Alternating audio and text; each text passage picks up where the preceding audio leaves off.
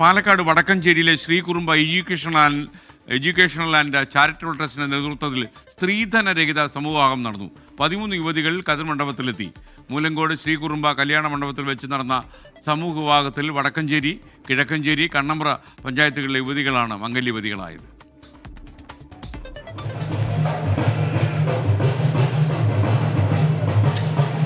പാലക്കാട് ജില്ലയിലെ സാമൂഹിക സാംസ്കാരിക ജീവകാരുണ്യ മേഖലകളിൽ പ്രവർത്തിക്കുന്ന Sreekurumba educational and charitable trust പുതിയൊരു ചരിത്രത്തിനാണ് വേദിയൊരുക്കിയത്.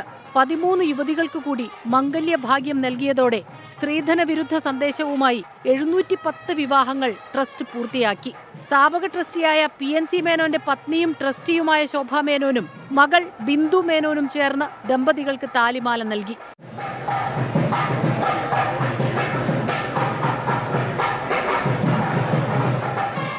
ആലത്തൂർ നിയോജകമണ്ഡലം MLA KD പ്രസേനൻ, തരൂർ നിയോജകമണ്ഡലം MLA PP സുമോദ്, കിഴക്കഞ്ചേരി ഗ്രാമപഞ്ചായത്ത് പ്രസിഡന്റ് കവിത മാധവൻ, ADGP P വിജയൻ തുടങ്ങിയവരും സാമൂഹിക സാംസ്കാരിക മേഖലകളിലെ പ്രമുഖരും നവവരന്മാരെ അനുഗ്രഹിക്കാനെത്തി.